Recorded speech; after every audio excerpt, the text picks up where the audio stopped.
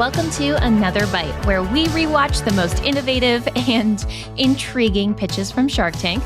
I'm Jorie, and I'm joined by Ariel. Hello, everyone. And Jon. Hello.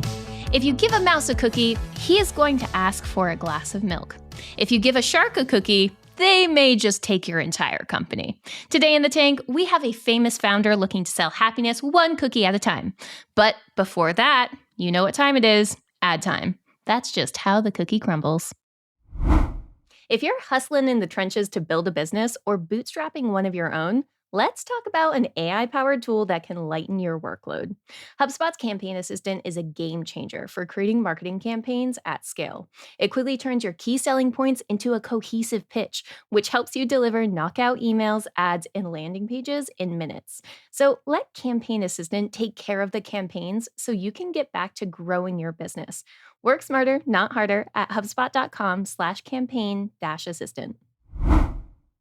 Today in the tank, we have Cookie Kahuna, and Cookie Kahuna is brought to us by a famous founder, Wally Amos, as in famous Amos. And Wally is asking for $50,000 for a 20% stake in his business, which is a $250,000 valuation. Now, as its name suggests, Cookie Kahuna is a cookie company, and we've got the product. It's in these bags of cookies, and it is worth mentioning that Wally comes out with like a kazoo and is like singing on his kazoo as he's handing out cookies on these trains. I love Wally. Yep, he's such a moment, very big personality. And Wally is aiming to sell us cookies, but to ultimately sell us happiness, which was great to see. The camera like panned immediately to Kevin, and his face was just frowning.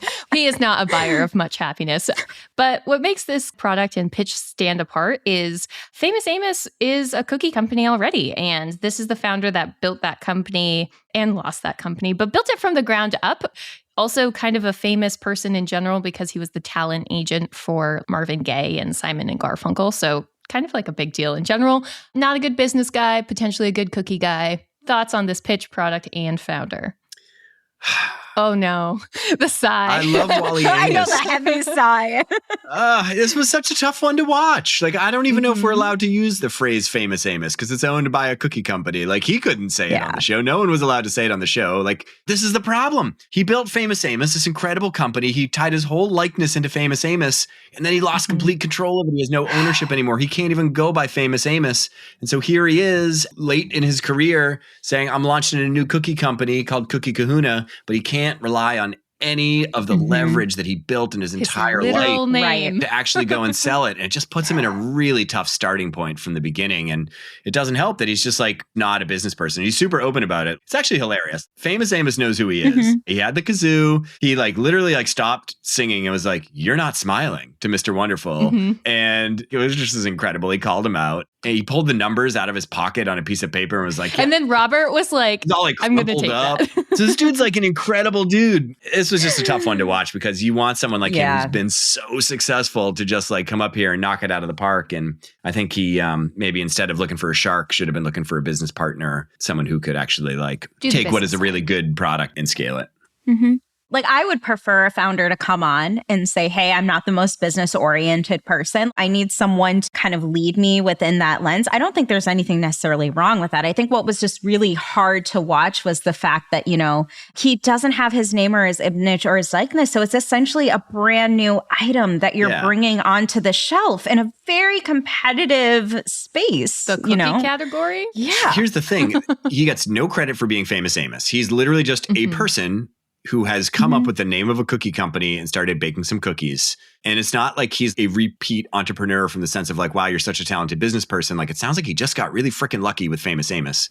And so you're literally just like, do I think this is a good cookie company? And do I think the market's attractive? And like, neither of those things were playing out. As Rob opens up his numbers and is starting to like dissect where this man's costs are all going, he mentions that 40% of his costs are to packaging. Ariel, when you were looking at branding though, like, do you see this as something that could compete in that category in terms of looks, in terms of branding? I think looks wise, it's very clean packaging. I think what kind of raised the red flag or the alarm for me is typically for snacks or baked goods, packaging should be between like 10 to 40% of what you're bringing back in. I was just very curious in terms of what logistics are going into this. So I get what he was trying to go for with this fresh, light cookies and like really tie into that Hawaiian spirit.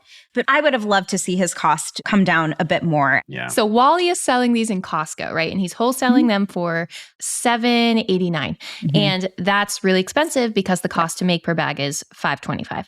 But I was thinking I could see these sitting on the shelf at Whole Foods just by look alone. Do we think that Wally should have actually just been shooting for something like those more like premium grocery store aisles? Whole Foods makes sense. Sprouts, even farmers markets, any restaurants you could partner with that like offer this is like a post-dinner digestive or something. You know, like I think there's a lot of ways he really could have leaned into that higher price point market. Because to your point, if I can have Chips Ahoy for $3 versus Cookie Kahuna for $7, I'm going to go with the Chips Ahoy. Good choice. Yeah. Strategy is basically just alignment of decisions. And that's all the strategy is. And I would actually argue most of the time, an alignment of bad decisions is better than misalignment of good decisions. So like a bad strategy can actually be better than a strategy that's super misaligned. You actually can be more successful in some cases. But that basically means, is your product aligned with your pricing and packaging, aligned with your messaging and promotion strategy, aligned with how you're going to actually sell it? I think you're very savvy to say he kind of needs to start with a refresh on who is this for? Is this a premium cookie or a mass market cookie? Are we looking to do high margin, low volume, or low margin, high volume, and like flow all those decisions through? And that's just what he didn't have. And it made it super tough to be able to invest. Say you had a high-priced cookie. I would love to eat a high-priced cookie right now. We're recording on a Friday afternoon. I would pay almost anything for a cookie right now. He would pay whatever for a Cookie Kahuna. If you give John a cookie, He'll ask for a glass of milk. yeah. I always think about cookies as like a mass market product. So how would you market a premium cookie if you were put into Wally's shoes? Well, I think you start with saying, who are the people that will pay a lot for cookies? Where would those people be willing to pay a lot for cookies? And you have a couple paths you can go. There are people who are doing special events that want to pay a lot for cookies and want those cookies to be very special.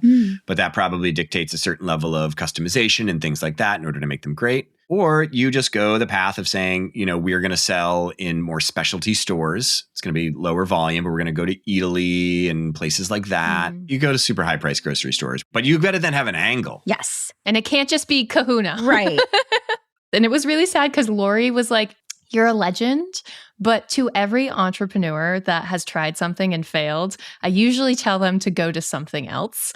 The sharkiloquies on this one were long. They were long and emotional. Everybody had wonderful things to say about Wally and what an inspiration he was and how they had no desire to fund him.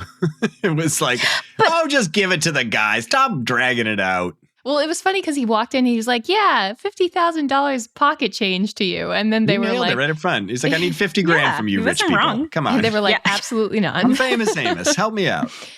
But ultimately, the cost was just too high. And with the limited distribution potential, we didn't get any cookie offers from the sharks. That's how the cookie crumbles. That's how the cookie crumbles. So there's this documentary. You can watch it on YouTube.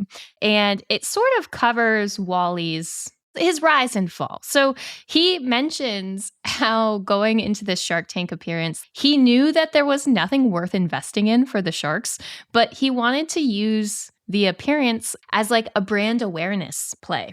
For all that he seemed like very innocent, he was definitely going into this deal for clout, and he wanted that Shark Tank. Yeah, he wanted that Shark Tank bump. But even Shark Tank could not save the Cookie Kahuna because the business closed down in 2018 due to having lost too much money, which we saw sort of start to play out because I think Rob had mentioned like his margins were less than 20%. And in terms of like building a sustainable company, that is not the numbers you should be in, friends. Right. You want 40 to 50 for cookies. He did try to open another cookie business after Cookie Kahuna. Yep, it was called Aunt Della's Cookies, and it received no traction, zero traction. So Cookie Kahuna is kaput. No cookies, they've crumbled. It's super hard to look at someone like Wally and not be cheering for them to be super successful. Because you're like, come on, man. Like, you had an incredible company. You've had an incredible career. Sounds like you got taken advantage of probably by a bunch of business partners. So you got totally diluted from an equity standpoint. And now you're trying to get it going again. I bet that's not the last time we've seen Wally, you know? He seems like a trooper.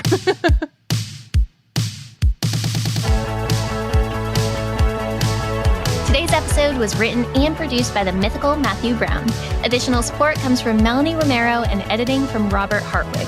If you're a fan of the show, even if you're not a fan of the show, tell a friend. Word of mouth is the best way to support the show. That does it for me. We'll see you next episode here in the tank for another bite.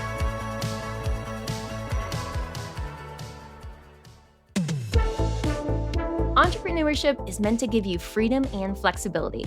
But how does that actually happen? Systems, of course. Systems Saved Me, hosted by Jordan Gill, is brought to you by the HubSpot Podcast Network, the audio destination for business professionals. Each week on Systems Saved Me, top-ranking podcast host and multi-million-dollar business mentor Jordan Gill lifts the hood to show you behind the scenes of successful business with freedom at its core. I recently listened to an episode called Letting Go of the Good to Make Room for the Great, and I learned about the process of making room in my business by letting go of all my top best-selling offers. Radical idea? Sure, but I'm sold. Listen to Systems Save Me wherever you get your podcasts.